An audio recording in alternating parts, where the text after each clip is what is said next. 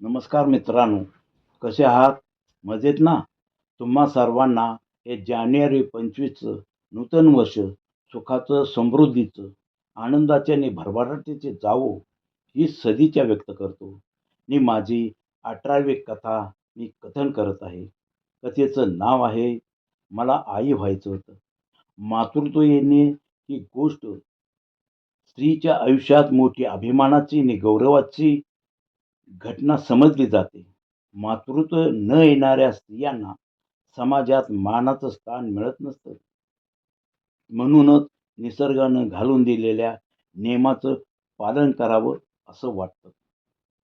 कथा, मला आई व्हायचं होतं. तसल्या अवस्थेत तिनं बाहेर डोकावलं. सगळीकडे नीरव शांतता पसरलेली होती. पक्षी घरट्यात विसावले होते. कुत्री कुरामुंडा घालून निपची पडली होती. 4-5चा सुमार झाला होता. पहाटेचा मंद आणि गार वारा सुटला होता. चंद्राचं दुधाळ चांदणं पडून वातावरण अधिकच आल्हाददायक आणि सुंदर केलं होतं. त्याच चांदण्याचा मंद प्रकाश खिडकीतून येऊन पूजाच्या घराच्या भिंतीवर विसावला होता आणि त्याच्या शेजारी पलंगावर पूजा पोहडली होती. आज तिच्या मनाची स्थिती बिघडली होती. तिला सारखं बेचैन वाटत होतं. राहून राहून ती उदास झाली होती. तिच्या डोक्यातील चाललेल्या विचारानं डोळ्यातील अश्रू ओघळून उशीवर टिपकत होते. त्यानं उशी ओली झाली होती. ती भूतकाळात शिरून गुरफटली होती. तिला सारं आठवत होतं. तिनं आपल्या बालपणापासूनच सुरुवात केली. ती एकुलती एक असल्यानं वडिलांची ती जास्तच आवडती होती. त्याला कारण पण तसंच होतं. ती मुळातच हुशार, हरहुन्नरी, आघात बुद्धिमत्ता तिला लाभली होती. ती शाळेच्या ड्रेसमध्ये उठून दिसायची. तशी ती देखणीच होती. चरचरीत नाक, सावळीच पण स्वतेजाने चमकून जायचे. तिच्या चेहऱ्यावर बुद्धिमत्तेचं तेज चमकत राहायचं. वर्गात नव्हं, अख्ख्या शाळेत ती अग्रणी असायची. वक्तृत्व स्पर्धेत ती आघाडीवर राहायची. तिची रांगोळी, ड्रॉइंग अफलातून फुलायची. चित्र काढताना ती त्यात जीव ओतायची. त्यामुळे ते चित्र पाहणाऱ्याच्या हृदयात रोतायचं. सारीच तिचं कौतुक करायची.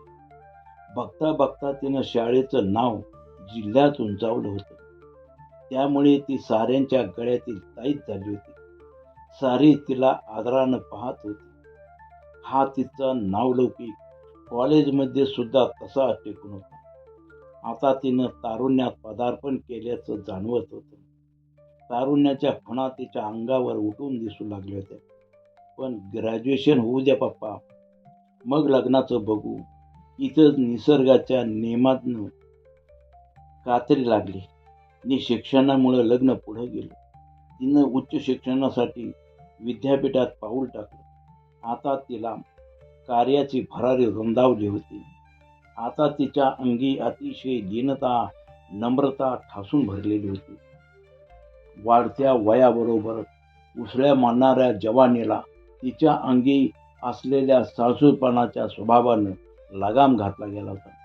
तिच्या शिक्षणानं समाजात तिच्या मानाची उंची वाढली होती. लोक आदरानं तिची विचारपूस करत असत. तिच्या कीर्तीचा आरू चारी दिशेला उधळू लागला. नवीन वर्षातच तिला जागतिक कीर्तीच्या परिषदेला भारताचे प्रतिनिधित्व म्हणून निमंत्रण आलं होतं. ते तिनं स्वीकारलं. दिवस ठरला आणि पुण्यावरून मुंबईला प्रस्थान केलं. त्यावेळी 1 नंबर प्लॅटफॉर्म माणसाने तुडुंब भरलेला होता. निरोप देण्यासाठी मग आई वडिलांचं काळीज तर आभाळ एवढं झालं होतं. वडिलांचा ऊर अभिमानानं भरून आला होता. आईनं तर तिला मिठीच मारली होती. तिच्या मस्तकावरून अनेकदा हात फिरवून तिला आभाळभर शुभेच्छा दिल्या होत्या. मुंबईवरून ती विमानानं जाणार होती. पोरीचा रुबाब मनात साठवतच बाप दुटीवर गेला होता. ऑफिसमध्ये साऱ्यांनीच त्याचं स्वागत केलं. अभिमानास्पद घडलेल्या गोष्टीनं त्याला जंगी पार्टी देण्यात आली. तिचा त्यानं आनंदानं स्वीकार केला. आनंदाचा तरंगत असताना तो आपलं घर जवळ करू लागला. तोच ब्रेक फेल झालेलं वाहन जोरात येऊन त्याला चिरडून पुढे निघून जात. रक्ताच्या थारोळ्यातच त्याचा मृतदेह पडून राहिला. ही दुःखद बातमी वाऱ्याच्या वेगानं गावात जाऊन धडकली. त्यानं पूजाची आई अक्षरशः कोसळली. तिनं आक्रोश सुरू केला, पण काळानं घाला घालून तो पसार झाला होता. सर्वत्र अहंकार उडाला होता. या अनपेक्षित आघातानं सारीच हादरली होती. सारीच हळहळ व्यक्त करत होती. पण करणार काय?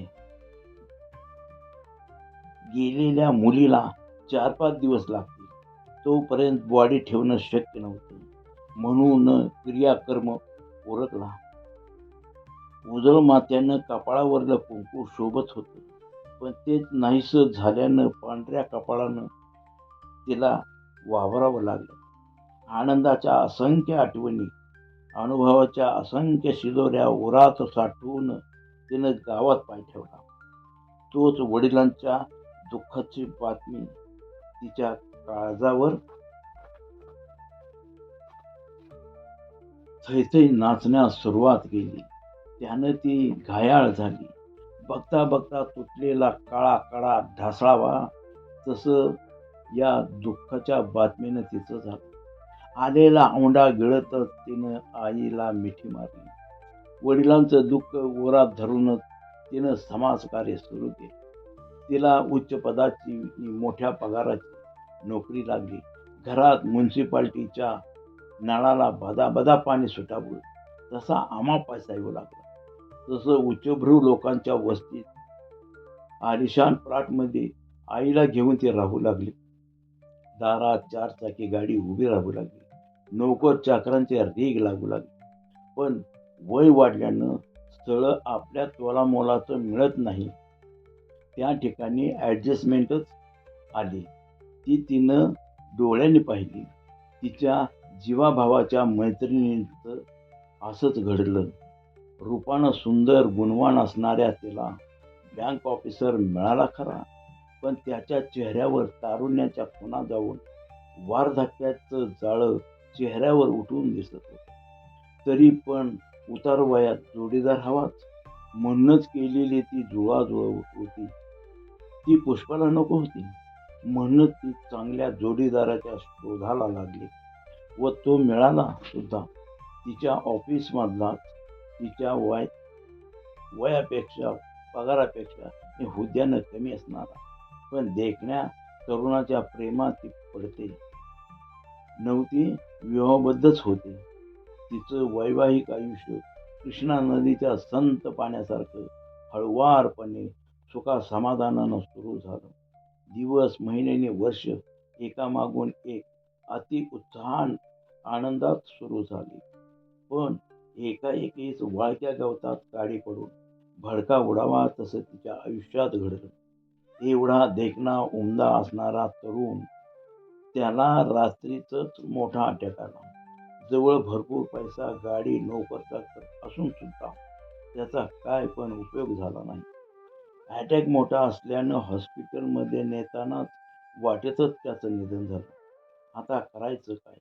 डोंगरा एवढं दुःख तिच्या समोर उभं राहिलं. आता ते पचविण्यास बराच कठीण काळ घालवावा लागणार. तो तिनं घालवला. शेवटी आयुष्याचा जोडीदार हवाच म्हणून तिला लोकांनी विनंती केली, पण त्या जिद्दीपोरीनं विचार केला. उरलेलं आयुष्य दुसऱ्याच्या इशाऱ्यावर घालवण्यापेक्षा आपण स्वयं सुखानं घालवणं तिनं पसंत केलं. पण त्या दिवशी तिला भयानक भेसूर वाटू लागलं. स्त्रीच्या आयुष्यात मातृत्व येणं मोठी अभिमानाची आणि गौरवाची गोष्ट असते.